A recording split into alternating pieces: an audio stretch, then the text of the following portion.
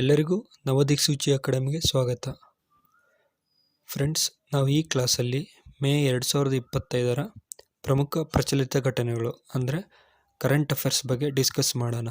Friends, ನಾವು ಈ ಪ್ರಚಲಿತ ಘಟನೆಗಳನ್ನು MCQ ಅಂತಂದರೆ ಮಲ್ಟಿಪಲ್ ಚಾಯ್ಸ್ ಕ್ವಶನ್ ಪ್ರಕಾರ ಡಿಸ್ಕಸ್ ಮಾಡ್ತಾ ಹೋಗೋಣ. ಈ ಕರೆಂಟ್ ಅಫೇರ್ಸ್ಗಳು ಹೈ ಈಲ್ಡಿಂಗ್ ಟಾಪಿಕ್ಸ್ ಆಗಿದ್ದಾವೆ, ಅಂದರೆ ಎಕ್ಸಾಮಿಗೆ ನಿರೀಕ್ಷಿಸಬಹುದಾಗಿದೆ. ಯಾಕೆಂದರೆ ಪ್ರತಿ ಎಕ್ಸಾಮಲ್ಲೂ ಮಿನಿಮಮ್ 8 to 10, 15 ಕ್ವಶನ್ಸು ಪ್ರಚಲಿತ ಘಟನೆಗಳಿಗೆ ಸಂಬಂಧಿಸಿದ ಬರ್ತಾ ಇದ್ದಾವೆ. ಹಾಗಾಗಿ ಈ ಹೈ ಈಲ್ಡಿಂಗ್ ಟಾಪಿಕ್ಸ್ ಪ್ರಚಲಿತ ಘಟನೆಗಳ ಬಗ್ಗೆ ಡಿಸ್ಕಸ್ ಮಾಡೋಣ. ಮೊದಲ ಪ್ರಶ್ನೆ, who is the author of the short story collection Heart lamp which own the International Booker price 2025? ಅಂದರೆ ಈ 2025 ಅಂತಾರಾಷ್ಟ್ರೀಯ ಬುಕ್ಕರ್ ಪ್ರಶಸ್ತಿ ಗೆದ್ದ ಹಾರ್ಟ್ ಲ್ಯಾಂಪ್ ಎಂಬ ಸಣ್ಣ ಕಥಾ ಸಂಕಲನಕಾರ ಲೇಖಕರು ಯಾರು? Option A Geetanjali Shree, option B Daisy Rockwell, option C Banu Mushtaq, option D Deepa Bhasthi. Friends, ಈ ಪ್ರಶ್ನೆಯಲ್ಲಿ ಅಂತಾರಾಷ್ಟ್ರೀಯ ಬುಕ್ಕರ್ ಪ್ರಶಸ್ತಿ ಅಂದರೆ international Booker prize heart lamp ಎಂಬ ಸಣ್ಣ ಕಥಾ ಸಂಕಲನದ ಲೇಖಕರು ಯಾರಾಗಿದ್ದಾರೆ ಎಂಬುದಾಗಿದೆ. ಇದಕ್ಕೆ ಉತ್ತರ ಬಾನು ಮುಸ್ತಕ್. ಫ್ರೆಂಡ್ಸ್, ಈ ಕಟಿಂಗ್ಸಲ್ಲಿ ನೋಡ್ಬೋದು, Banu Mushtaq's Heart Lamp shines bright first Kannada work wins International Booker Prize. ಅಂದರೆ ಈ ಲೈನಲ್ಲಿ ಹೇಳುತ್ತೆ, ಈ 2 ಲೈನಲ್ಲಿ ಹೇಳ್ಬೋದು. ಫಸ್ಟ್ ಕನ್ನಡ ವರ್ಕ್ ಅಂತಂದರೆ ಕನ್ನಡಕ್ಕೆ ಮೊದಲ ಸಲ್ಲಿಕೆಯಾದ ಅಂತಾರಾಷ್ಟ್ರೀಯ ಬುಕ್ಕರ್ ಪ್ರಶಸ್ತಿ. ಅದು ಯಾವ ಕೃತಿಗೆ ಅಂತಂತಂದರೆ ಸಣ್ಣ ಕಥಾ ಸಂಕಲನ ಹಾರ್ಟ್ ಲ್ಯಾಂಪ್ ಕೃತಿಗೆ. ಅದು ಯಾರಿಗೆ? ಬಾನು ಮುಸ್ತಕರಿಗೆ. ಇಲ್ಲಿ 3 ಪಾಯಿಂಟ್ ಬರ್ತವೆ. ಬಾನು ಮುಸ್ತಕ್, ಯಾವ ಕೃತಿ? Heart Lamp, International Booker Prize, ಮೊಟ್ಟ ಮೊದಲ ಬಾರಿಗೆ ಅದು ಕನ್ನಡ ಕೃತಿಯಾಗಿದೆ. ನೆಕ್ಸ್ಟ್, ಬಾನು ಮುಸ್ತಕ್ ಈ distinguished Kannada author and activist is the author of the short story collection Heart Lamp. ಅಂದರೆ ಈ ಬಾನು ಮುಸ್ತಕ್ ಅವರು ಕನ್ನಡದ ಪ್ರತಿಷ್ಠ ಲೇಖಕಿ ಮತ್ತು ಹೋರಾಟಗಾರ್ತಿಯಾಗಿದ್ದಾರೆ. ಅವರ ಯಾವ ಕೃತಿಗೆ ಅಂತಂದರೆ ಹಾರ್ಟ್ ಲ್ಯಾಂಪ್, ಅಂದರೆ ಹೃದಯ ದೀಪ ಎಂಬ ಸಣ್ಣ ಕಥಾ ಸಂಕಲನಕ್ಕೆ. ಅಂದರೆ ಈ ಹಾರ್ಟ್ ಲ್ಯಾಂಪ್ ಅನ್ನೋದು ಇದು ಶಾರ್ಟ್ ಸ್ಟೋರಿ ಕಲೆಕ್ಷನ್. ಅಂದರೆ ಈ ಹೃದಯ ದೀಪ ಒಂದು ಸಣ್ಣ ಕಥಾ ಸಂಕಲನಕ್ಕೆ ಅಂತಾರಾಷ್ಟ್ರೀಯ ಬುಕ್ಕರ್ ಪ್ರಶಸ್ತಿ ಸಲ್ಲಿಕೆಯಾಗಿದೆ. Next, this work translated into English by Deepa Bhasthi was awarded the International Booker Prize in 2025 ಅಂತಂತಂದರೆ ಈ ಹೃದಯ ದೀಪ, ಈ ಹಾರ್ಟ್ ಲ್ಯಾಂಪ್ ಶಾರ್ಟ್ ಸ್ಟೋರಿ ಕಲೆಕ್ಷನ್ನ ದೀಪಾ ಬಸ್ತಿ ಅವರು ಇಂಗ್ಲಿಷಿಗೆ ಅನುವಾದಿಸಿರುವ ಕೃತಿಯಾಗಿದೆ. ಈ ಅನುವಾದಿಸಿರುವ ಕೃತಿಗೆ ಅಂತಾರಾಷ್ಟ್ರೀಯ ಬುಕ್ಕರ್ ಪ್ರಶಸ್ತಿ ನೀಡಲಾಗಿದೆ. This achievement is notable as heart lamp is the first Kannada work to win this prestigious international literary award. ಅಂದರೆ ಈ ಪ್ರತಿಷ್ಠಿತ ಅಂತಾರಾಷ್ಟ್ರೀಯ ಸಾಹಿತ್ಯ ಪ್ರಶಸ್ತಿಯನ್ನು ಹಾರ್ಟ್ ಲ್ಯಾಂಪ್ ಮೊದಲ ಕನ್ನಡ ಕೃತಿಯಾಗಿರುವುದರಿಂದ ಈ ಸಾಧನೆ ಗಮನಾರ್ಹವಾಗಿದೆ. ಏಕೆಂತಂದರೆ ಇದುವರೆಗೂ ಅಂತಾರಾಷ್ಟ್ರೀಯ ಬುಕ್ಕರ್ ಪ್ರಶಸ್ತಿ ಕನ್ನಡ ಕಥಾ ಸಂಕಲನಕ್ಕೆ ಸಲ್ಲಿಕೆಯಾಗಿಲ್ಲ. ಹಾಗಾಗಿ ಇದು ಮೊಟ್ಟ ಮೊದಲ ಕಥಾ ಸಂಕಲನವಾಗಿದೆ. ಯಾವುದು? Heart lamp. ಯಾರು ಬರೆದಿದ್ದಾರೆ? ಬಾನು ಮುಸ್ತಕರು. ಅಂದರೆ ಬಾನು ಮುಸ್ತಕರು ಬರೆದಿರೋ ಹಾರ್ಟ್ ಲ್ಯಾಂಪನ್ನು ಇಂಗ್ಲೀಷಿಗೆ ಅನುವಾದಿಸಿರೋ ಯಾರು? ದೀಪಾ ಬಸ್ತಿ ಅವರು. ಫ್ರೆಂಡ್ಸ್, ಈ ಅಂತಾರಾಷ್ಟ್ರೀಯ ಬುಕ್ಕರ್ ಪ್ರಶಸ್ತಿಯನ್ನು ಜಂಟಿಯಾಗಿ ಬಾನು ಮುಸ್ತಕ್ ಮತ್ತು ದೀಪಾ ಬಸ್ತಿ ಅವರಿಗೆ ನೀಡಲಾಗಿದೆ. ಯಾಕೆಂತಂದರೆ ಬಾನು ಮುಸ್ತಕ್ ಅವರ ಹಾರ್ಟ್ ಲ್ಯಾಂಪ್ ಕೃತಿಯನ್ನು ಅನುವಾದಿಸಿರೋರು ಯಾರು? ದೀಪಾ ಬಸ್ತಿ ಅವರು. ಹಾಗಾದರೆ ಬಾನು ಮುಸ್ತಕ್, ದೀಪಾ ಬಸ್ತಿ ಯಾವ ಜಿಲ್ಲೆಯವರು ಅಂತಂದರೆ ಬಾನು ಮುಸ್ತಕ್ ಅವರು ಮೂಲತಃ ಹಾಸನ ಜಿಲ್ಲೆಯವರು, ದೀಪಾ ಬಸ್ತಿ ಅವರು ಮಡಿಕೇರಿ ಜಿಲ್ಲೆಯವರಾಗಿದ್ದಾರೆ. ಅಂದರೆ ಬಾನು ಮುಸ್ತಕ್ ಅವರು ಬರೆದ ಹಾರ್ಟ್ ಲ್ಯಾಂಪ್ ಕನ್ನಡ ಸಣ್ಣ ಕಥಾ ಸಂಕಲನವನ್ನು ದೀಪಾ ಬಸ್ತಿ ಅವರು ಇಂಗ್ಲಿಷಿಗೆ ಅನುವಾದಿಸಿದ್ದಾರೆ. ಆ ಇಂಗ್ಲಿಷ್ ಅನುವಾದಕ್ಕೆ ಇಂಟರ್ನ್ಯಾಷನಲ್ ಬುಕ್ಕರ್ ಪ್ರೈಸ್ ಸಲ್ಲಿಕೆಯಾಗಿದೆ. ಹಾಗಾಗಿ ಬಾನು ಮುಸ್ತಕ್ ಮತ್ತು ದೀಪಾ ಬಸ್ತಿ ಅವರು ಜಂಟಿಯಾಗಿ ಇಂಟರ್ನ್ಯಾಷನಲ್ ಬುಕ್ಕರ್ ಪ್ರೈಸ್ ಅನ್ನು ಪಡೆದಿದ್ದಾರೆ. Next, about international Booker Prize ಅಂದರೆ ಅಂತಾರಾಷ್ಟ್ರೀಯ ಬುಕ್ಕರ್ ಪ್ರಶಸ್ತಿ ಬಗ್ಗೆ ಸ್ವಲ್ಪ ತಿಳ್ಕೊಳ್ಳೋಣ. It was established in 2005. ಅಂದರೆ 2005ರಲ್ಲಿ ಅಂತಾರಾಷ್ಟ್ರೀಯ ಬುಕ್ಕರ್ ಪ್ರಶಸ್ತಿನ ಸ್ಥಾಪನೆ ಮಾಡಲಾಯಿತು. Given by Booker price foundation United Kingdom. ಅಂದರೆ ಈ ಅಂತಾರಾಷ್ಟ್ರೀಯ ಬುಕ್ಕರ್ ಪ್ರಶಸ್ತಿ ನೀಡುವವರು ಯಾರು ಅಂತಂದರೆ ಬುಕ್ಕರ್ ಪ್ರಶಸ್ತಿ ಪ್ರತಿಷ್ಠಾನ ಯುನೈಟೆಡ್ ಕಿಂಗ್ಡಮ್, ಅಂದರೆ ಈಗಿನ ಇಂಗ್ಲೆಂಡ್. ಇದು ವಾರ್ಷಿಕವಾಗಿ ನೀಡಲಾಗುತ್ತದೆ, ಅಂದರೆ ಇದು ಇಯರ್ಲಿ ನೀಡ್ತಾರೆ ಯಾವ ಅಂತಾರಾಷ್ಟ್ರೀಯ ಬುಕ್ಕರ್ ಪ್ರಶಸ್ತಿಯನ್ನು. For purpose honours the best translated work of the fiction into the English from any language. ಅಂದರೆ ಯಾವ ಉದ್ದೇಶಕ್ಕಾಗಿ ನೀಡಲಾಗುತ್ತಂತಂದರೆ ಯಾವುದೇ ಭಾಷೆಯಿಂದ ಇಂಗ್ಲೀಷಿಗೆ ಅನುವಾದಿಸಲಾದ ಅತ್ಯುತ್ತಮ ಕಾದಂಬರಿ ಕೃತಿಯನ್ನು ನೀಡಿ ಗೌರವಿಸುತ್ತದೆ ಅಂತಂದರೆ. ಹಾಗಾಗಿ ಈಗ ನಾವು ಕನ್ನಡ ಬಾನು ಮುಸ್ತಕರ್ ಬರೆದ ಕನ್ನಡದ ಹಾರ್ಟ್ ಲ್ಯಾಂಪ್ ಕೃತಿಯನ್ನು ದೀಪಾ ಬಸ್ತಿ ಅವರು ಇಂಗ್ಲೀಷಿಗೆ ಅನುವಾದಿಸಲಾದ ಅತ್ಯುತ್ತಮ ಕಾದಂಬರಿಯಿಂದ ಕೃತಿಯನ್ನು ಗೌರವಿಸಿ ಅವರಿಗೆ ಅಂತಾರಾಷ್ಟ್ರೀಯ ಬುಕ್ಕರ್ ಪ್ರಶಸ್ತಿಯನ್ನು ನೀಡಲಾಗಿದೆ. ನೆಕ್ಸ್ಟ್ ಕೀ ಫೀಚರ್ಸ್ ಅಂದರೆ ಪ್ರಮುಖ ಲಕ್ಷಣಗಳು. Focuses exclusively on translated fiction unlike the Booker price which is for English original works. ಅಂದರೆ ಈ ಇಂಗ್ಲಿಷ್ ಮೂಲ ಕೃತಿಗಳಿಗೆ ನೀಡುವ ಬುಕ್ಕರ್ ಪ್ರಶಸ್ತಿಗಿಂತ ಭಿನ್ನವಾಗಿ ಅನುವಾದಿತ ಕಾದಂಬರಿಗಳ ಮೇಲೆ ಮಾತ್ರ ಅಂತಾರಾಷ್ಟ್ರೀಯ ಬುಕ್ಕರ್ ಪ್ರಶಸ್ತಿಯು ಕೇಂದ್ರೀಕರಿಸಿರುತ್ತೆ. ಫ್ರೆಂಡ್ಸ್, ಇಲ್ಲಿ ಬುಕ್ಕರ್ ಪ್ರಶಸ್ತಿ ಮತ್ತು ಅಂತಾರಾಷ್ಟ್ರೀಯ ಬುಕ್ಕರ್ ಪ್ರಶಸ್ತಿಗೂ ಇರುವ ಏನು ಡಿಫ್ರೆನ್ಸ್ ಅಂತಂತಂದರೆ, ಬುಕ್ಕರ್ ಪ್ರಶಸ್ತಿಯನ್ನು ಇಂಗ್ಲಿಷ್ ಮೂಲ ಕೃತಿಗಳಿಗೆ ನೀಡಲಾಗುತ್ತದೆ. ಅದೇ ಅಂತಾರಾಷ್ಟ್ರೀಯ ಬುಕ್ಕರ್ ಪ್ರಶಸ್ತಿಯನ್ನು ಅಂತಂತಂದರೆ ಯಾವುದೇ ಭಾಷೆಯಿಂದ ಅನುವಾದಿತ ಕಾದಂಬರಿಗಳ ಮೇಲೆ ನೀಡಲಾಗುತ್ತದೆ. ಅದು ಕನ್ನಡದಿಂದ ಕನ್ನಡ ಭಾಷೆ ಆಗಿರ್ಬೋದು, ತೆಲುಗು ಭಾಷೆ ಆಗಿರ್ಬೋದು, ಯಾವುದೇ ಭಾಷೆಯಿಂದ ಒಟ್ಟು ಅದು ಇಂಗ್ಲಿಷ್ ಭಾಷೆಗೆ ಅನುವಾದಿಸಿದ ಮೇಲೆ ಅಂತಾರಾಷ್ಟ್ರೀಯ ಬುಕ್ಕರ್ ಪ್ರಶಸ್ತಿ ನೀಡಲಾಗುತ್ತದೆ. ಬುಕ್ಕರ್ ಪ್ರಶಸ್ತಿಯನ್ನು ಇಂಗ್ಲಿಷ್ ಮೂಲ ಕೃತಿಗೆ ನೀಡಲಾಗುತ್ತದೆ. ಈ ಡಿಫ್ರೆನ್ಸ್ ಗೊತ್ತಿರಬೇಕು. ಯಾವುದು Booker price and international Booker price. Recognise literary excellence, cultural richness and the art of translation. ಈ ಅಂತಾರಾಷ್ಟ್ರೀಯ ಬುಕ್ಕರ್ ಪ್ರಶಸ್ತಿಯು ಸಾಹಿತ್ಯಿಕ ಶ್ರೇಷ್ಠತೆ, ಸಾಂಸ್ಕೃತಿಕ ಶ್ರೀಮಂತಿಕೆ ಮತ್ತು ಭಾಷಾಂತರ ಕಲೆಯನ್ನು ಗುರುತಿಸಲಾಗುತ್ತದೆ. ಹಾಗಾದರೆ ಇಂಡಿಯನ್ ವಿನ್ನರ್ಸ್ ಅಂದರೆ ಭಾರತದ ವಿಜೇತರು ಅಂತಾರಾಷ್ಟ್ರೀಯ ಬುಕ್ಕರ್ ಪ್ರಶಸ್ತಿ ಇದುವರೆಗೂ ಭಾರತಕ್ಕೆ ಎಷ್ಟು ಜನರಿಗೆ ಕೊಡಲಾಗಿದೆ ಅಂದರೆ ಅದು ಇಬ್ಬರಿಗೆ ಕೊಡಲಾಗಿದೆ. ಮೊದಲನೇದು ಗೀತಾಂಜಲಿ ಶ್ರೀ. ಯಾವ ಕೃತಿ ಅಂದರೆ tomb of sand in the year 2022, translated by Daisy Rockwell. First in the work to win. ಅಂದರೆ ಈ ಅಂದರೆ ಮೊದಲ ಭಾರತೀಯ ವಿಜೇತರು ಯಾರಂತಂದರೆ ಅಂತಾರಾಷ್ಟ್ರೀಯ ಬುಕ್ಕರ್ ಪ್ರಶಸ್ತಿ ಮೊದಲನೇನವರು ಗೀತಾಂಜಲಿ ಶ್ರೀ. ಅವರ ಯಾವ ಕೃತಿಗೆ ಅಂದರೆ ಟಾಂಬ್ ಆಫ್ ಸ್ಯಾಂಡ್. ಯಾವಾಗ ಅಂತಂದರೆ 2022ರಲ್ಲಿ. ಇದನ್ನು ಯಾರು ಅನುವಾದಿಸಿದ್ರೆ ಅಂದರೆ ಡೈಸಿ ರಾಕ್ವೆಲ್. ಅಂದರೆ ಈ ಟಾಂಬ್ ಆಫ್ ಸ್ಯಾಂಡ್ ಮೂಲ ಯಾವ ಕೃತಿಯಾಗಿತ್ತು ಅಂತಂದರೆ ಹಿಂದಿ ಕೃತಿಯಾಗಿತ್ತು. ಇದು ಹಿಂದಿ ಕೃತಿಗೆ ಸಲ್ಲಿಸಿದ ಮೊದಲ ಅಂತಾರಾಷ್ಟ್ರೀಯ ಬುಕ್ಕರ್ ಪ್ರಶಸ್ತಿಯಾಗಿದೆ. ಯಾವುದು tomb of and.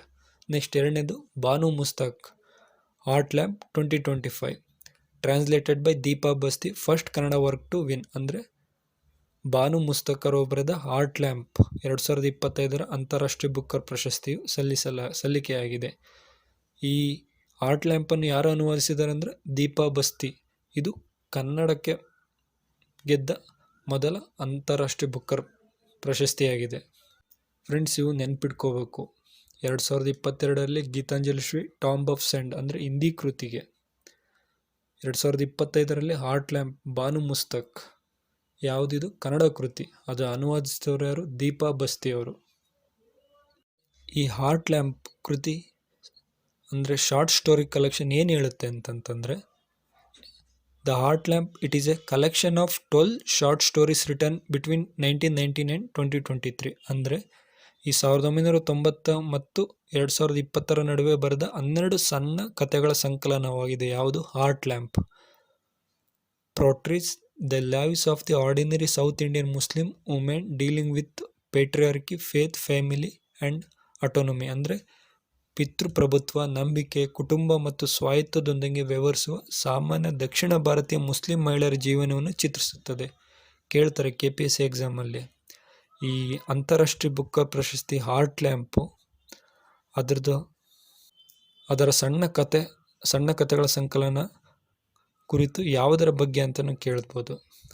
Statement wise question ಅಂತಂತಂದರೆ ಈ ಹಾರ್ಟ್ ಲ್ಯಾಂಪ್ ಸಣ್ಣ ಕಥೆಗಳ ಸಂಕಲನ ದಕ್ಷಿಣ ಭಾರತೀಯ ಮುಸ್ಲಿಂ ಮಹಿಳೆಯರ ಜೀವನ ಬಗ್ಗೆ ಚಿತ್ರಿಸುತ್ತದೆ. ಓಕೆ ಫ್ರೆಂಡ್ಸ್, ಈಗ ನಾವು ಇಂಟರ್ನ್ಯಾಷನಲ್ ಬುಕ್ಕರ್ ಪ್ರೈಸ್ ನೋಡಿದ್ವಿ. ಈಗ ನಾವು ಬುಕ್ಕರ್ ಪ್ರೈಸ್ ಅಂದರೆ ಬುಕ್ಕರ್ ಪ್ರಶಸ್ತಿ ಬಗ್ಗೆ ನೋಡೋಣ. ಈ ಬುಕ್ಕರ್ ಪ್ರೈಸನ್ನು ಮ್ಯಾನ್ ಬುಕ್ಕರ್ ಅಂತಲೂ ಕೊಡ್ತಾರೆ. ಅದನ್ನು ಬುಕ್ಕರ್ ಪ್ರೈಸ್ ಅಂತಲೂ ಹೇಳ್ತೀವಿ, ಮ್ಯಾನ್ ಬುಕ್ಕರ್ ಪ್ರೈಸ್ ಅಂತಲೂ ಹೇಳ್ತೀವಿ. The Booker Prize is the world's leading literary award for a single work of fiction founded with in the United Kingdom in 1969. ಅಂದರೆ ಈ ಬುಕ್ಕರ್ ಪ್ರಶಸ್ತಿಯು ಕಾದಂಬರಿ ಕೃತಿಗಾಗಿ ವಿಶ್ವದ ಪ್ರಮುಖ ಏಕೈಕ ಸಾಹಿತ್ಯ ಪ್ರಶಸ್ತಿಯಾಗಿದೆ. ಇದನ್ನು 1969ರಲ್ಲಿ ಸ್ಥಾಪನೆ ಲಾಯಿತು. ಎಲ್ಲಿ? ಯುನೈಟೆಡ್ ಕಿಂಗ್ಡಮಲ್ಲಿ. ಅಂದರೆ ಬುಕ್ಕರ್ ಪ್ರೈಸ್ನ 1969ರಿಂದ ಕೊಡಲಾಗ್ತಿದೆ. ಇಂಟರ್ನ್ಯಾಷನಲ್ ಬುಕ್ಕರ್ ಪ್ರೈಸ್ನ 2005ರಿಂದ ಕೊಡಲಾಗ್ತಿದೆ. ಬುಕ್ಕರ್ ನೆಕ್ಸ್ಟ್ ಇದ್ರ ಎಲಿಜಿಬಿಲಿಟಿ ಏನಂದರೆ, the novel must be an original work in English, not a translation. ನೋಡಿ, ಈ ಬುಕ್ಕರ್ ಪ್ರೈಸಿನ ಅರ್ಹತೆ ಏನಂತಂದರೆ, ಈ ಕಾದಂಬರಿಯು ಇಂಗ್ಲೀಷ್ನಲ್ಲಿ ಮೂಲ ಕೃತಿಯಾಗಿರಬೇಕು, ಅನುವಾದವಲ್ಲ. ಅಂತಾರಾಷ್ಟ್ರೀಯ ಬುಕ್ಕರ್ ಪ್ರಶಸ್ತಿ ಅದು ಅನುವಾದ ಕೃತಿಗಳಿಗೆ ಕೊಡಲಾಗುತ್ತದೆ. ಇದು ಮೂಲ ಇಂಗ್ಲೀಷ್ ಕೃತಿಗೆ ಕೊಡಲಾಗುತ್ತದೆ ಬುಕ್ಕರ್ ಪ್ರೈಸು. ಹಂಗಾಗಿಯೇ ಎಕ್ಸಾಮಲ್ಲಿ ಬುಕ್ಕರ್ಗೂ ಇಂಟರ್ನ್ಯಾಷನಲ್ ಬುಕ್ಕರ್ಗೂ ಡಿಫ್ರೆನ್ಸ್ ಗೊತ್ತಾಗಿರಬೇಕು. It must be published by registered United Kingdom or Irish imprint. ಅಂದರೆ ಈ ಬುಕ್ಕರ್ ಪ್ರಶಸ್ತಿಯನ್ನು ನೋಂದಾಯಿತ ಯುನೈಟೆಡ್ ಕಿಂಗ್ಡಮ್ ಮತ್ತು ಐರಿಷ್ ಮುದ್ರೆಯಿಂದಲೇ ಪ್ರಕಟಗೊಳ್ಳುತ್ತದೆ. ಹಾಗಾಗಿ ಬುಕ್ಕರ್ ಮತ್ತು ಇಂಟರ್ನ್ಯಾಷನಲ್ ಬುಕ್ಕರ್ ಡಿಫ್ರೆನ್ಸ್ ಏನೇನಾಯಿತು ಅಂತಂದರೆ, ಯಾವಾಗ ಸ್ಥಾಪನೆ ಆಯಿತು ಅಂತಂದರೆ, ಬುಕ್ಕರ್ 1969, ಅಂತಾರಾಷ್ಟ್ರೀಯ ಬುಕ್ಕರ್ 2005ರಲ್ಲಿ. ಬುಕ್ಕರ್ನ ಮೂಲ ಇಂಗ್ಲೀಷ್ ಕೃತಿ ಕೊಡಲಾಗುತ್ತದೆ, ಅಂತಾರಾಷ್ಟ್ರೀಯ ಬುಕ್ಕರು ಅನುವಾದಿತ ಇಂಗ್ಲೀಷ್ ಕೃತಿಗೆ ಕೊಡಲಾಗುತ್ತದೆ. ಇದುವರೆಗೂ ಅಂತಾರಾಷ್ಟ್ರೀಯ ಬುಕ್ಕರ್ ಪ್ರಶಸ್ತಿಯನ್ನು ಇಬ್ಬರು ಕೊಡಲಾಗಿದೆ ಅಂತಂದರೆ 2 ಬಾರಿ ಕೊಡಲಾಗಿದೆ. ಅದು ಮೊದಲನೇದು ಗೀತಾಂಜಲಿ ಶ್ರೀ ಅವರ ಟಾಂಬ್ ಆಫ್ ಸ್ಯಾಂಡ್ ಕೃತಿಗೆ, ನೆಕ್ಸ್ಟ್ ಎರಡನೇದು 2025ರಲ್ಲಿ ಬಾನು ಮುಸ್ತಕ್ ಅವರ ಆರ್ಟ್ ಲ್ಯಾಂಪಿಗೆ.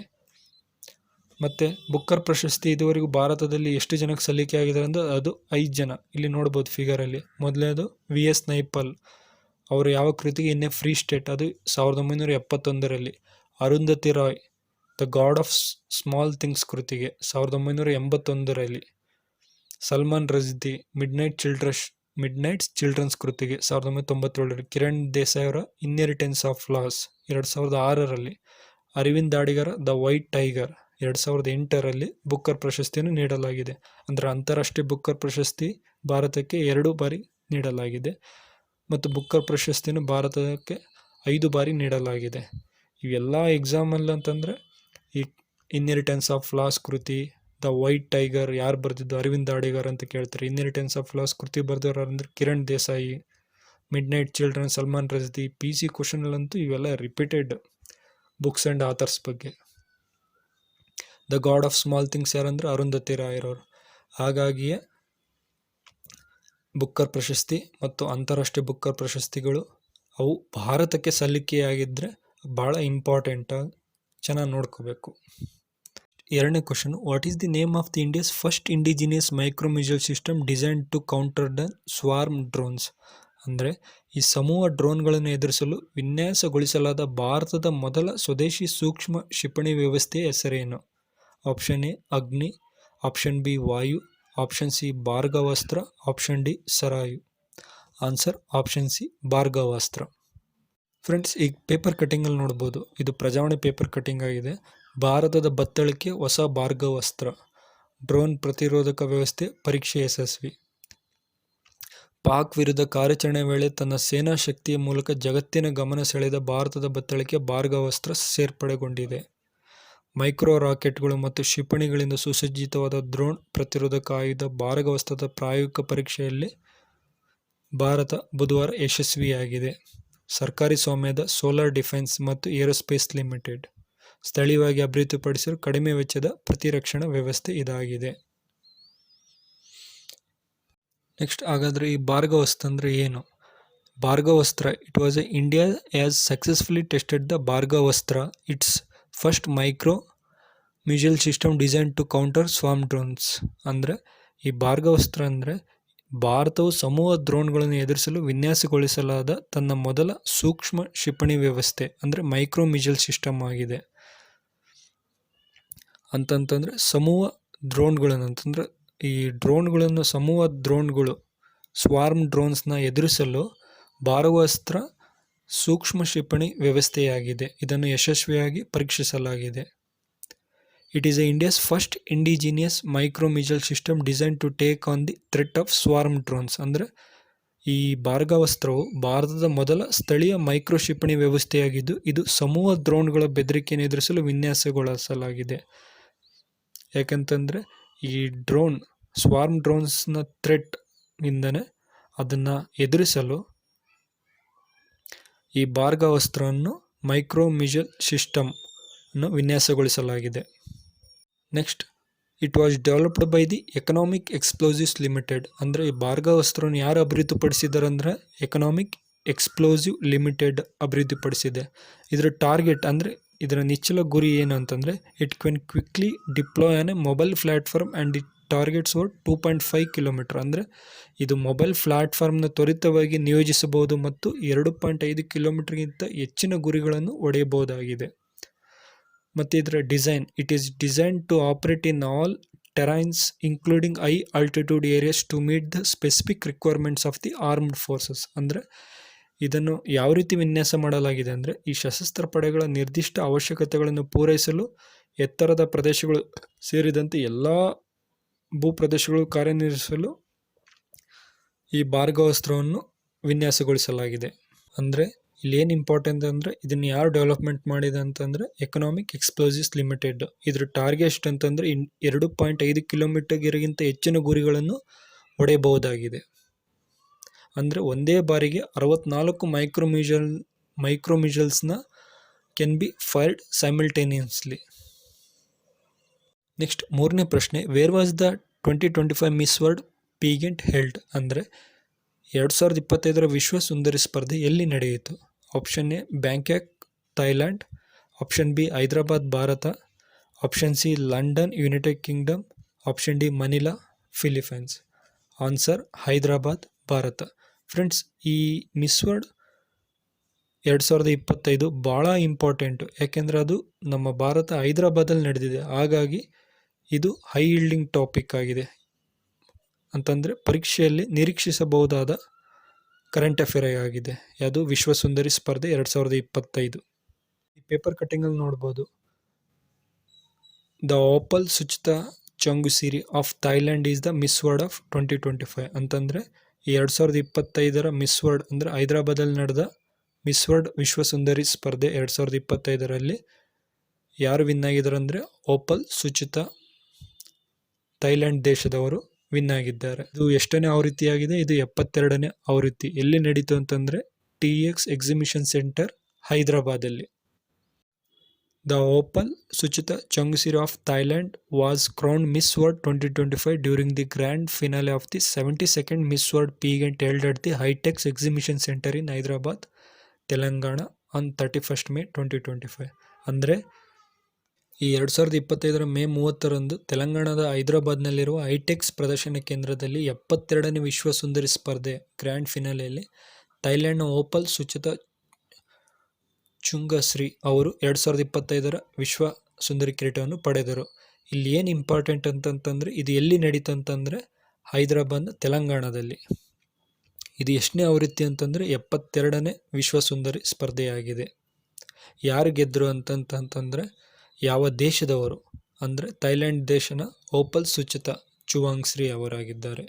ಅವರಿಗೆ 2025 ವಿಶ್ವ ಸುಂದರಿ ಕಿರೀಟವನ್ನು ಪಡೆದವರಾಗಿದ್ದಾರೆ. ಮತ್ತು ಇಂಡಿಯಾದಿಂದ ಯಾರು ರೆಪ್ರೆಸೆಂಟ್ ಮಾಡಿದ ಅಂತಂದರೆ ಅವರು ನಂದಿನಿ ಗುಪ್ತಾ ಅವರಾಗಿದ್ದಾರೆ.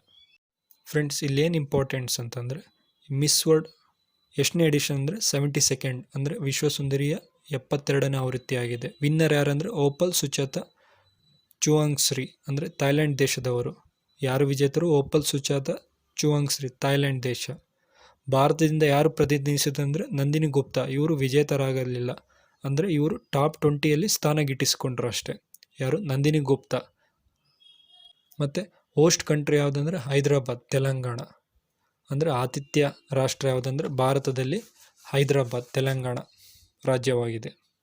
ಇದು ಇಂಪಾರ್ಟೆಂಟ್ ಹೈಲೈಟ್ಸ್ ಅಂದರೆ ಪ್ರಮುಖ ಮುಖ್ಯಾಂಶಗಳು ಯಾವ್ಯಾವ ಅಂತಂತಂದರೆ India has hosted the Miss World pageant a total of 3 times, 1996 in Bengaluru, 2024 in Mumbai and 2025 in Hyderabad. ಅಂದರೆ ಭಾರತದಲ್ಲಿ ಇದುವರೆಗೂ ಎಷ್ಟು ಬಾರಿ ವಿಶ್ವ ಸುಂದರಿ ಸ್ಪರ್ಧೆ ಆಯೋಜಿಸಲಾಗಿದೆ ಅಂದರೆ ಅದು 3 ಬಾರಿ. 1996ರಲ್ಲಿ ಬೆಂಗಳೂರಲ್ಲಿ ನಡೀತು, 2024ರಲ್ಲಿ ಮುಂಬೈಯಲ್ಲಿ, 2025 ಹೈದರಾಬಾದ್ನಲ್ಲಿ. ಇದು ಭಾಳ ಇಂಪಾರ್ಟೆಂಟು, ಕೇಳ್ತಾರೆ ಪರೀಕ್ಷೆಯಲ್ಲಿ.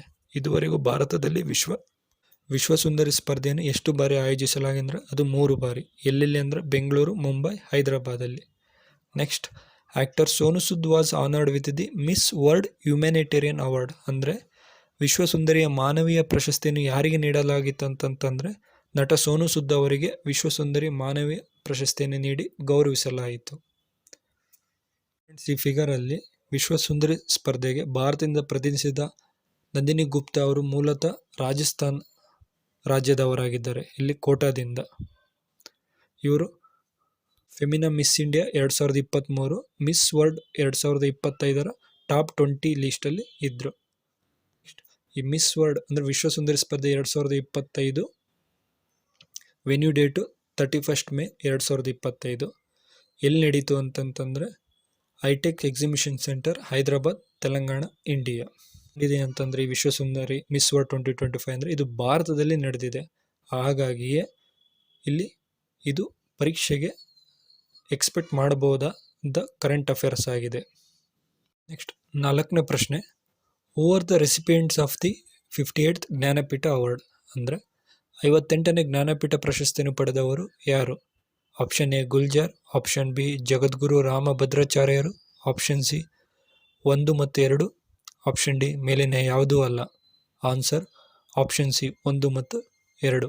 ಅಂದರೆ 58ನೇ ಜ್ಞಾನಪೀಠ ಪ್ರಶಸ್ತಿಯನ್ನು ಜಂಟಿಯಾಗಿ ಗುಲ್ಜಾರ್ ಮತ್ತು ಜಗದ್ಗುರು ರಾಮಭದ್ರಾಚಾರ್ಯ ಅವರಿಗೆ ನೀಡಲಾಗಿದೆ. ಈ ಪ್ರಜಾವಾಣಿ ಪೇಪರ್ ಕಟಿಂಗ್ಸಲ್ಲಿ ಗುಲ್ಜಾರ್ ಸಂಸ್ಕೃತ ಪಂಡಿತ ರಾಮಭದ್ರಾಚಾರ್ಯ ಅವರಿಗೆ ಜ್ಞಾನಪೀಠ ಪ್ರಶಸ್ತಿ ಪ್ರದಾನ. ಅಂದರೆ ಇವರು ಗುಲ್ಜಾರ್ ಅಂದರೆ ಇವರು ಖ್ಯಾತ ಸಾಹಿತಿ ಸಂಪೂರ್ಣ ಸಿಂಗ್ ಕಾಲ್ರಾ ಮತ್ತು ಸಂಸ್ಕೃತ ಪಂಡಿತ ರಾಮಭದ್ರಾಚಾರ್ಯ ಅವರಿಗೆ 2023ನೇ ಸಾಲಿನ ಜ್ಞಾನಪೀಠ ಪ್ರಶಸ್ತಿಯನ್ನು ರಾಷ್ಟ್ರಪತಿ ದ್ರೌಪದಿ ಮುರ್ಮು ಅವರು ಪ್ರದಾನ ಮಾಡಿದರು. ಅಂತಂದರೆ ಇಲ್ಲಿ ಇದು 58ನೇ ಜ್ಞಾನಪೀಠ ಪ್ರಶಸ್ತಿಯಾಗಿದೆ. ಎಷ್ಟನೇ ಸಾಲಿನ? 23ನೇ ಸಾಲಿನ ಜ್ಞಾನಪೀಠ ಪ್ರಶಸ್ತಿ. The President Draupadi Murmu recently presented the 58th Jnanapith Award to the Sanskrit scholar Jagadguru Ramabhadracharya and poet lyricist Guljar at Vignan Bhavan in New Delhi. ಅಂತಂದರೆ ಈ ಜ್ಞಾನಪೀಠ ಪ್ರಶಸ್ತಿಯನ್ನು ಯಾರು ಪ್ರದಾನ ಮಾಡ್ತಾರೆ ಅಂತಂದರೆ ರಾಷ್ಟ್ರಪತಿಯವರು. ರಾಷ್ಟ್ರಪತಿ ದ್ರೌಪದಿ ಮುರ್ಮು ಅವರು ಇತ್ತೀಚೆಗೆ ನವದೆಹಲಿಯ ವಿಜ್ಞಾನ ಭವನದಲ್ಲಿ ಸಂಸ್ಕೃತ ವಿದ್ವಾಂಸ ಜಗದ್ಗುರು ರಾಮಭದ್ರಾಚಾರ್ಯರು ಮತ್ತು ಕವಿ ಗೀತರಚನೆಕಾರ ಗುಲ್ಜಾರ್ ಅವರಿಗೆ 58ನೇ ಜ್ಞಾನಪೀಠ ಪ್ರಶಸ್ತಿಯನ್ನು ಪ್ರದಾನ ಮಾಡಿದರು. ಇದು ಎಷ್ಟನೇ ಸಾಲಿನಂದರೆ ಅದು 2023ನೇ ಸಾಲಿನ 58ನೇ ಜ್ಞಾನಪೀಠ ಪ್ರಶಸ್ತಿಯಾಗಿದೆ. ಇದನ್ನು ಜಂಟಿಯಾಗಿ ಯಾರ್ಯಾರಿಗೆ ನೀಡಲಾಗಿತ್ತಂತಂದರೆ ಜಗದ್ಗುರು ರಾಮಭದ್ರಾಚಾರ್ಯ ಅವರು ಮತ್ತು ಗುಲ್ಜಾರ್ ಅವರಿಗೆ. ಯಾರು ಪ್ರದಾನ ಮಾಡ್ತಾರೆ ಅಂತಂದರೆ ರಾಷ್ಟ್ರಪತಿಗಳು. ಹಾಗಾದರೆ ಯಾರು ಇವರು ರಾಮಚಂದ್ರ ಭದ್ರಾಚಾರ್ಯರು ಅಂದರೆ Jagadguru Rambhadracharya despite being a blind had made great contribution to Sanskrit and Hindi literature by memorising text like Ramcharit Manas and the Gita. ಅಂದರೆ ಈ ಜಗದ್ಗುರು ರಾಮಭದ್ರಾಚಾರ್ಯ ಅವರು ಇವರು ಮೂಲತಃ ಅಂಧರವರು, ಹುಟ್ಟಿನಿಂದನೂ ಅಂಧರಾಗಿದ್ದಾರೆ. ಇವರು ರಾಮಚರಿತ ಮಾನಸ ಮತ್ತು ಗೀತೆಯಂಥ ಗ್ರಂಥಗಳನ್ನು ಕಂಠಪಾಠ ಮಾಡುವ ಮೂಲಕ ಸಂಸ್ಕೃತ ಮತ್ತು ಹಿಂದಿ ಸಾಹಿತ್ಯಕ್ಕೆ ಅಪಾರ ಕೊಡುಗೆ ನೀಡಿದ್ದಾರೆ. ಹಾಗಾಗಿ ಇವರಿಗೆ ಜ್ಞಾನಪೀಠ ಪ್ರಶಸ್ತಿ ಲಭಿಸಿದೆ. Next, Gulzar is A famous poet, song writer and Oscar and Grammy winner noun for his work in literature, cinema and television. ಅಂದರೆ ಗುಲ್ಜಾರ್ ಅವರು ಪ್ರಸಿದ್ಧ ಕವಿ, ಗೀತ ರಚನೆಕಾರರು ಮತ್ತು ಆಸ್ಕರ್, ಗ್ರಾಮಿ ಪ್ರಶಸ್ತಿ ವಿಜೇತರು. ಸಾಹಿತ್ಯ, ಸಿನಿಮಾ ಮತ್ತು ದೂರದರ್ಶನದಲ್ಲಿ ಇವರ ಅಪಾರ ಕೆಲಸಕ್ಕೆ ಹೆಸರುವಾಸಿಯಾಗಿದ್ದಾರೆ. ಹೀಗಾಗಿ ಇವರಿಗೆ 58ನೇ ಜ್ಞಾನಪೀಠ ಪ್ರಶಸ್ತಿಯನ್ನು ನೀಡಲಾಗಿದೆ. ಹಾಗಾಗಿ 58ನೇ ಜ್ಞಾನಪೀಠ ಪ್ರಶಸ್ತಿ ಜಂಟಿಯಾಗಿ ಯಾರ್ಯಾರಿಗೆ ನೀಡಲಾಗಿದೆ ಅಂತಂದರೆ ಜಗದ್ಗುರು ರಾಮಭದ್ರಾಚಾರ್ಯರು ಮತ್ತು ಗುಲ್ಜಾರ್ ಅವರಿಗೆ. ಅಂದರೆ ಎಷ್ಟನೇ ಸಾಲಿದಂದರೆ ಇದು 2023ನೇ ಸಾಲಿನ. ಇದು ಭಾಳ ಇಂಪಾರ್ಟೆಂಟು. ಇಲ್ಲಿ 2023ನೇ ಸಾಲಿನ 58ನೇ ಜ್ಞಾನಪೀಠ ಪ್ರಶಸ್ತಿ ಜಂಟಿಯಾಗಿ ಜಗದ್ಗುರು ಸ್ವಾಮಿ ರಾಮಭದ್ರಾಚಾರ್ಯರು ಮತ್ತು ಗುಲ್ಜಾರ್ ಅವರಿಗೆ. ಅಂದರೆ ಜಗದ್ಗುರು ರಾಮಭದ್ರಾಚಾರ್ಯರು ಅವರ ಸಂಸ್ಕೃತ ಸಾಹಿತ್ಯಕ್ಕೆ ಮತ್ತು ಈ ಗುಲ್ಜಾರ್ ಅವರ ಮೂಲತಃ ಕವಿಗಳು ಅವರು ಅಂತಂದರೆ ಅವರು ಉರ್ದು ಗೀತ ರಚನೆ ಮತ್ತು ಸಾಹಿತ್ಯ ಕ್ಷೇತ್ರದ ಸಾಧನೆಗಾಗಿ ಜ್ಞಾನಪೀಠ ಪ್ರಶಸ್ತಿಯನ್ನು ನೀಡಲಾಗಿದೆ. ಹಾಗಾದರೆ ಜ್ಞಾನಪೀಠ ಪ್ರಶಸ್ತಿ ಏನಿದು? The Jnanpith award is the India's highest literary honour given annually to an author for their outstanding contribution to Indian literature in any of the 22 schedule languages. ಅಂದರೆ ಇದು ಜ್ಞಾನಪೀಠ ಪ್ರಶಸ್ತಿ ಭಾರತದ ಅತ್ಯುನ್ನತ ಸಾಹಿತ್ಯ ಗೌರವವಾಗಿದ್ದು, ಇದು 22 ಅನುಸೂಚಿತ ಭಾಷೆಗಳೇ ಅಂದರೆ ನಮ್ಮ ಸಂವಿಧಾನದಲ್ಲಿ 22 ಅನುಸೂಚಿತ ಭಾಷೆಗಳಲ್ಲಿ ಯಾವುದಾದರೂ ಭಾರತೀಯ ಸಾಹಿತ್ಯಕ್ಕೆ ನೀಡಿದ ಅತ್ಯುತ್ತಮ ಕೊಡುಗೆಗಾಗಿ ಲೇಖಕರಿಗೆ ವಾರ್ಷಿಕವಾಗಿ ಜ್ಞಾನಪೀಠ ಪ್ರಶಸ್ತಿಯನ್ನು ನೀಡಲಾಗುತ್ತದೆ. ಅಂದರೆ ಇದನ್ನು ಯಾವಾಗ ಸ್ಟಾರ್ಟ್ ಆಯಿತು ಅಂತಂದರೆ 1961ರಿಂದ ನೀಡುತ್ತಾ ಸ್ಟಾರ್ಟ್ ಆಗಿದೆ. ಅಂತಂದರೆ ಭಾರತದ ಸಂವಿಧಾನದ 22 ಅನುಸೂಚಿತ ಭಾಷೆಗಳಲ್ಲಿ ಯಾವ ಭಾಷೆಗಾದರೂ ಯಾವ ಭಾಷೆಯ ಸಾಹಿತ್ಯಕ್ಕೆ ನೀಡಿದ ಅತ್ಯುತ್ತಮ ಕೊಡುಗೆಗಾಗಿ ಜ್ಞಾನಪೀಠ ಪ್ರಶಸ್ತಿಯನ್ನು ನೀಡಲಾಗುತ್ತದೆ. Important facts of Jnanpith award ಅಂದರೆ ಈ ಜ್ಞಾನಪೀಠ ಪ್ರಶಸ್ತಿ ಬಗ್ಗೆ ಪ್ರಮುಖ ಅಂಶಗಳು. ಈಗ ಯಾರು ತಗೊಂಡ್ರಂತೂ ನೋಡಿದ್ವಿ. ಅಂದರೆ ಜ್ಞಾನಪೀಠ ಪ್ರಶಸ್ತಿ ಹೇಗೆ ಬಂತು, ಅದು ಯಾವಾಗ ಸ್ಥಾಪನೆ ಆಯಿತು, ಅದರ ಪ್ರಶಸ್ತಿ ಮೊತ್ತ ಏನು ಅಂತ ನೋಡೋಣ. The Jnanpith award is India's highest literary honour established in 1961 by the ಭಾರತೀಯ ಜ್ಞಾನಪೀಠ ಟ್ರಸ್ಟ್. ಅಂದರೆ ಈ ಜ್ಞಾನಪೀಠ ಪ್ರಶಸ್ತಿಯು ಭಾರತದ ಅತ್ಯುನ್ನತ ಸಾಹಿತ್ಯ ಗೌರವವಾಗಿದೆ ಮತ್ತು ಇದನ್ನು 1961ರಲ್ಲಿ ಭಾರತೀಯ ಜ್ಞಾನಪೀಠ ಟ್ರಸ್ಟ್ ಸ್ಥಾಪಿಸಿತು. ಅಂದರೆ ಜ್ಞಾನಪೀಠ ಪ್ರಶಸ್ತಿ ಯಾವಾಗಿಂದ ನೀಡಲಾಗಿದೆ ಅಂದರೆ 1961ರಿಂದ ನೀಡಲಾಗ್ತಿದೆ. Next, the award includes 11 lakh a bronze statue of goddess Saraswati and citation. ಅಂದರೆ ಜ್ಞಾನಪೀಠ ಪ್ರಶಸ್ತಿ ಮೊತ್ತವು 11 ಲಕ್ಷ ನಗದು, ಸರಸ್ವತಿ ಕಂಚಿನ ಪ್ರತಿಮೆ ಮತ್ತು ಪ್ರಶಸ್ತಿ ಪತ್ರವನ್ನು ಒಳಗೊಂಡಿದೆ. The first award was given in 1965 to the Malayalam poet G Shankar Kurup for ಒಡಕುಝಲ್.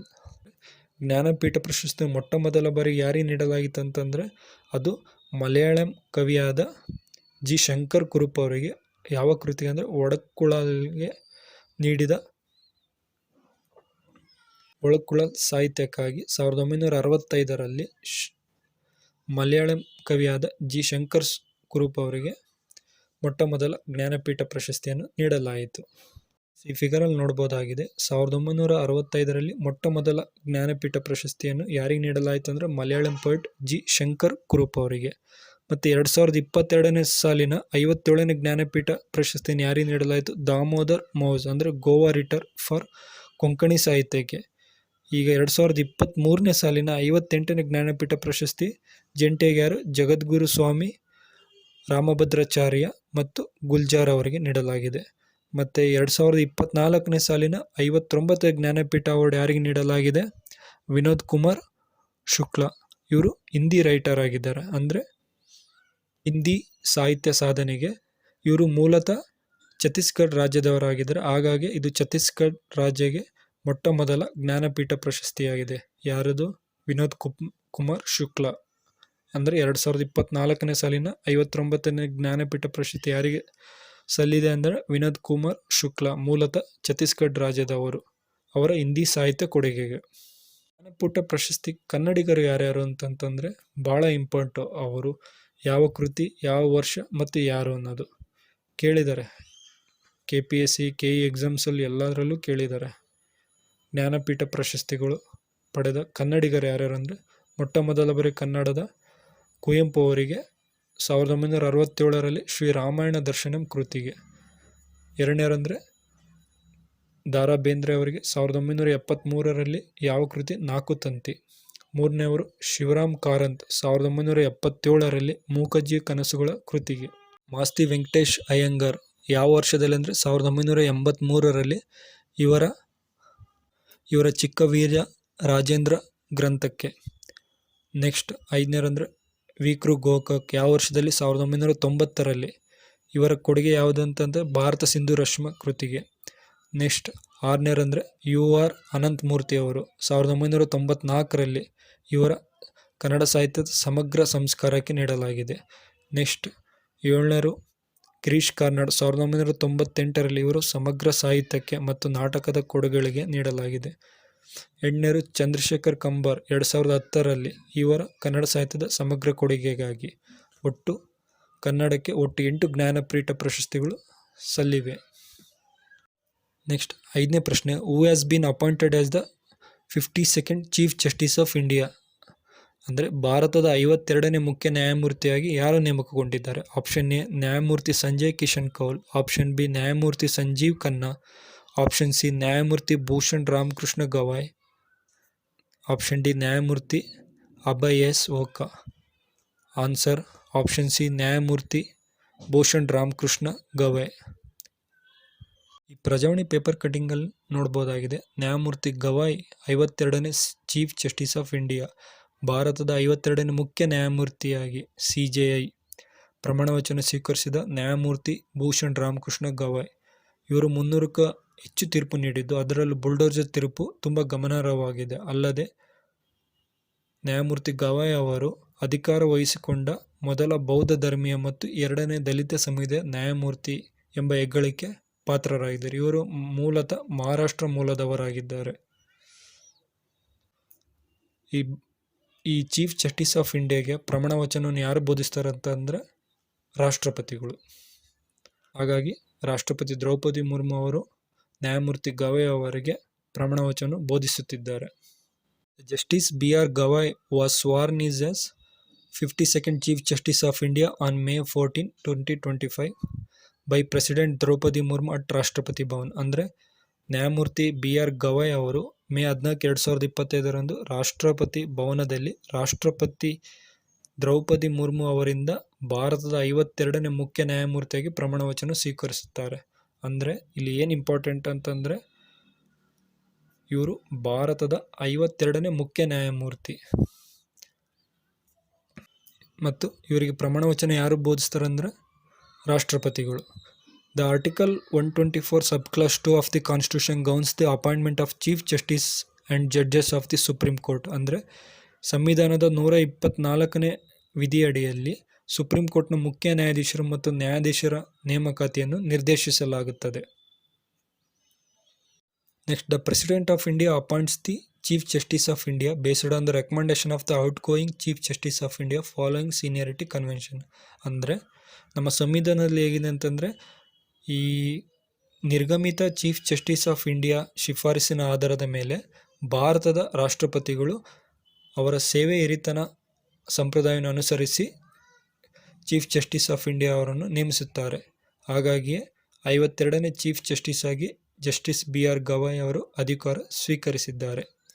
ಇವರು ಫಸ್ಟ್ ಬುದ್ಧಿಸ್ಟ್ ಮತ್ತು 2ನೇ Dalit chief justice of India ಆಗಿದ್ದಾರೆ.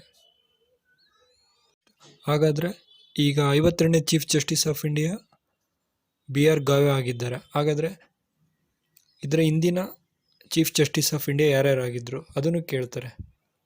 ಹಾಗಾದರೆ 51ನೇ ಚೀಫ್ ಜಸ್ಟಿಸ್ ಆಫ್ ಇಂಡಿಯಾ ಯಾರಿದ್ದರು? ಸಂಜೀವ್ ಖನ್ನಾ, ಮೂಲತಃ ದೆಹಲಿಯವರು. 50ನೇ ಚೀಫ್ ಜಸ್ಟಿಸ್ ಆಫ್ ಇಂಡಿಯಾ ಯಾರಿದ್ದರು? DY ಚಂದ್ರಚೂಡ, ಅವರು ಬಾಂಬೆ ಮೂಲದವರು. ಹಾಗಾಗಿ ಈ ಲೀಸ್ಟಲ್ಲಿ ನೋಡ್ಬೋದು 50, 51, 52ನೇ ಚೀಫ್ ಜಸ್ಟಿಸ್ ಆಫ್ ಇಂಡಿಯಾ. 50ನೇರು DY ಚಂದ್ರಚೂಡ, 51 ಸಂಜೀವ್ ಖನ್ನಾ, 52ನೇದು BR ಗವಾಯ್ ಅಂದರೆ ಭೂಷಣ್ ರಾಮಕೃಷ್ಣ ಗವಾಯ್ ಅವರು. ಪ್ರೆಸೆಂಟ್ ಭೂಷಣ್ ರಾಮಕೃಷ್ಣ ಗವಾಯ್ ಅವರು 52ನೇ ಚೀಫ್ ಜಸ್ಟಿಸ್ ಆಫ್ ಇಂಡಿಯಾ ಆಗಿದ್ದಾರೆ. ಅಪಾಯಿಂಟ್ಮೆಂಟ್ ಆಫ್ ಚೀಫ್ ಜಸ್ಟಿಸ್ ಅಂದರೆ ಮುಖ್ಯ ನ್ಯಾಯಾಧೀಶರ ನೇಮಕಾತಿ. From 1950 to 1973, the practice has been to appoint the senior most judge of the Supreme Court as the Chief Justice of India. ಅಂದರೆ ಈ supreme court 1950ರಲ್ಲಿ ರಚನೆಯಾಯಿತು. ಅಲ್ಲಿಂದ ಅಂದರೆ 1950ರಿಂದ 1973ರವರೆಗೂ supreme ಕೋರ್ಟ್ನ ಅಂದರೆ ಸರ್ವೋಚ್ಚ ನ್ಯಾಯಾಲಯದ ಅತ್ಯಂತ ಹಿರಿಯ ನ್ಯಾಯಾಧೀಶರನ್ನು ಭಾರತದ ಮುಖ್ಯ ನ್ಯಾಯಾಧೀಶರನ್ನಾಗಿ ಅಂದರೆ ಚೀಫ್ ಜಸ್ಟಿಸ್ ಆಫ್ ಇಂಡಿಯಾ ಆಗಿ ನೇಮಿಸಲಾಗುತ್ತಿತ್ತು. This established convention was violated in 1973 when A.N. Roy was appointed as the Chief Justice of India by superseding 3 senior judges. ಆದರೆ ಈ ಅತ್ಯಂತ ಹಿರಿಯ ನ್ಯಾಯಾಧೀಶರನ್ನೇ ಭಾರತದ ಮುಖ್ಯ ನ್ಯಾಯಾಧೀಶರು ನೇಮಿಸಲಾಗುತ್ತಿತ್ತಲ್ಲ, ಅದನ್ನು ಉಲ್ಲಂಘಿಸಲಾಯಿತು. ಅದು ಯಾವಾಗ ಅಂತಂದರೆ 1973ರಲ್ಲಿ 3 ಹಿರಿಯ ನ್ಯಾಯಾಧೀಶರನ್ನು ಬಿಟ್ಟು A.N. ರೇ ಅವರನ್ನು ಮುಖ್ಯ ನ್ಯಾಯಾಧೀಶರನ್ನಾಗಿ, Again in 1977, M.U. Beg was appointed as the Chief Justice of India by superseding the senior most judge. ಅಂದರೆ 1977ರಲ್ಲಿ ಎ.ಯು. ಬೇಗ್ ಅವರನ್ನು ಮುಖ್ಯ ನ್ಯಾಯಾಧೀಶರನ್ನಾಗಿ ನೇಮಿಸುವ ಮೂಲಕ ಸೇವಾ ಹಿರಿತನ ತತ್ವವನ್ನೇ ಉಲ್ಲಂಘಿಸಲಾಯಿತು. ಅಂದರೆ ಇಲ್ಲಿ ಹಿರಿಯ ನ್ಯಾಯಾಧೀಶರನ್ನೇ ನೇಮಕ ಮಾಡಲಾಗ್ತಿತ್ತು 1950ರಿಂದ 1973ರವರೆಗೂ.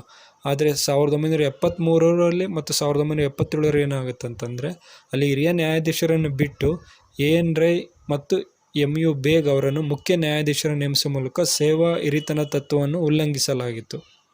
Next, this discretion of the government was curtailed by the Supreme Court in the second judge case 1993, in which the Supreme Court ruled that the senior most judge of the Supreme Court should alone be appointed to the office of the Chief Justice of India.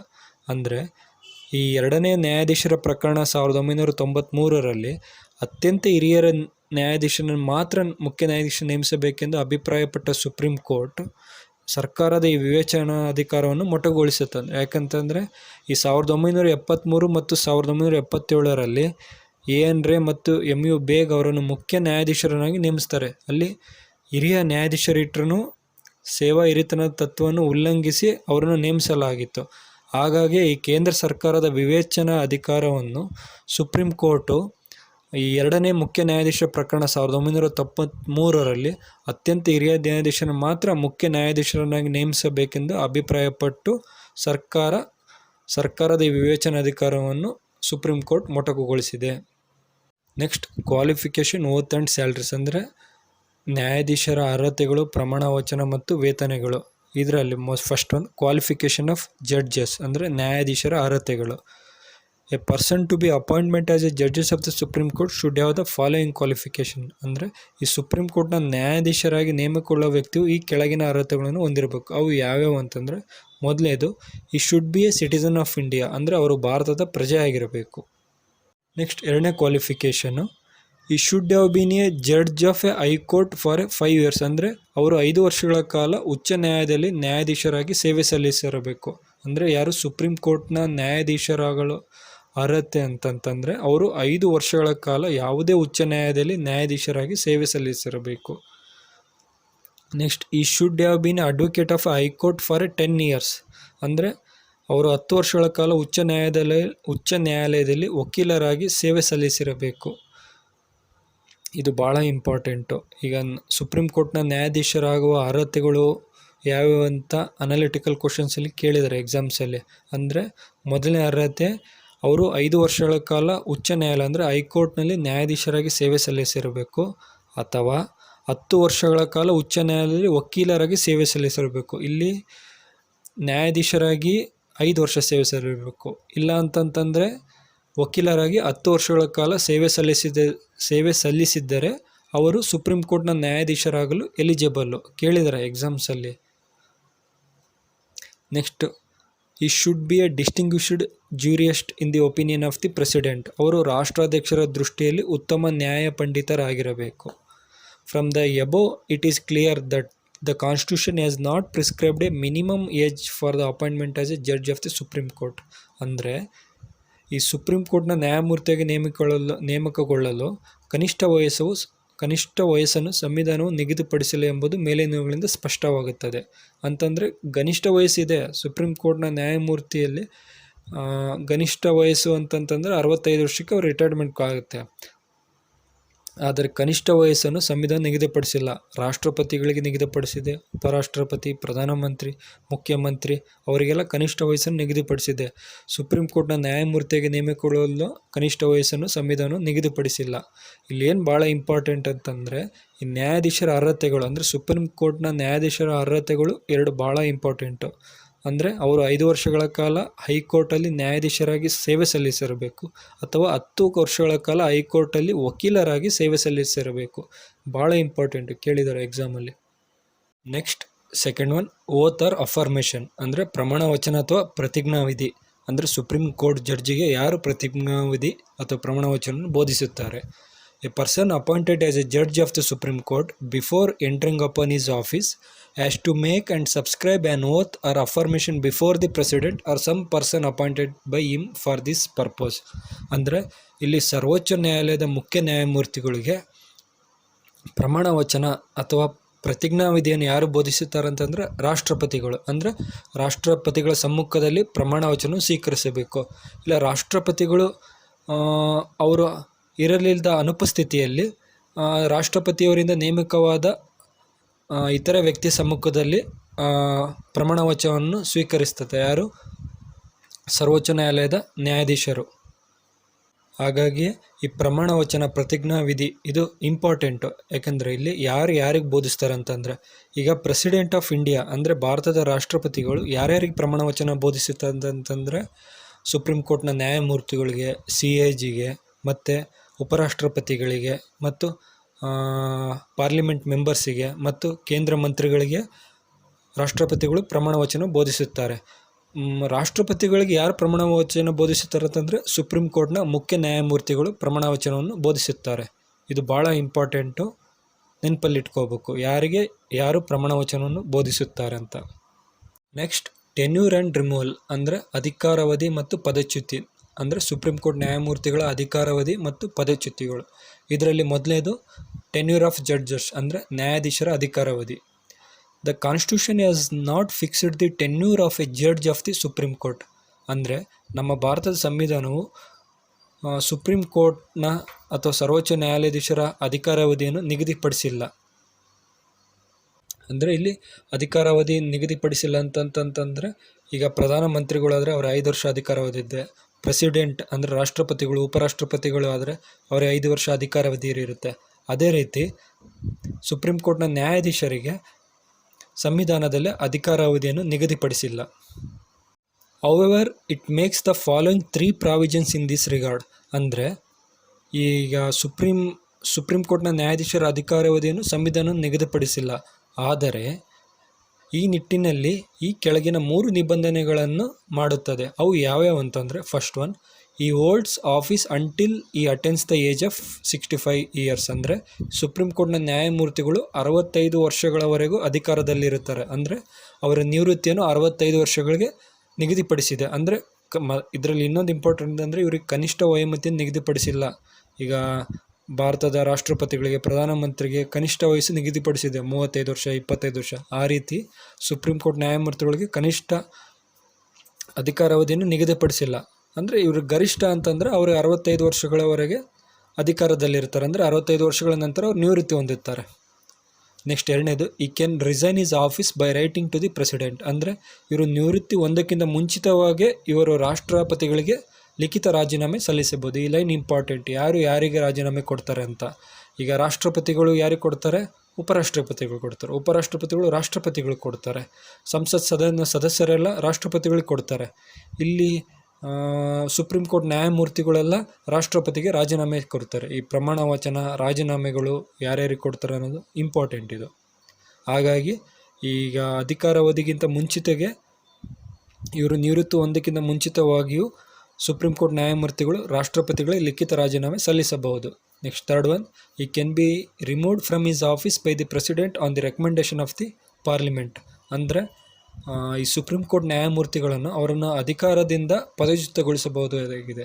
ಅದು ಯಾವ ರೀತಿ ಅಂತಂದರೆ, ಅದು ಸಂಸತ್ತಿನ ಶಿಫಾರಸಿನ ಮೇರೆಗೆ ಮಾತ್ರ ರಾಷ್ಟ್ರಪತಿಗಳು ಸುಪ್ರೀಂ ಕೋರ್ಟ್ ನ್ಯಾಯಮೂರ್ತಿಗಳನ್ನು ಅಧಿಕಾರದಿಂದ ಪದಚ್ಯುತಗೊಳಿಸಬಹುದಾಗಿದೆ.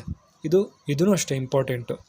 ಈಗ ಸುಪ್ರೀಂ ಕೋರ್ಟ್ ನ್ಯಾಯಮೂರ್ತಿಗಳನ್ನು ಯಾರು ಪದಚ್ಯುತಗೊಳಿಸುತ್ತಾರೆ ಅಂತಂದರೆ ಅದು ರಾಷ್ಟ್ರಪತಿಗಳು. ಅಂದರೆ ರಾಷ್ಟ್ರಪತಿಗಳ ವಿವೇಚನೆ ಮೇರೆಗೆ ಪದಚ್ಯುತಗೊಳ್ಳುವುದಿಲ್ಲ.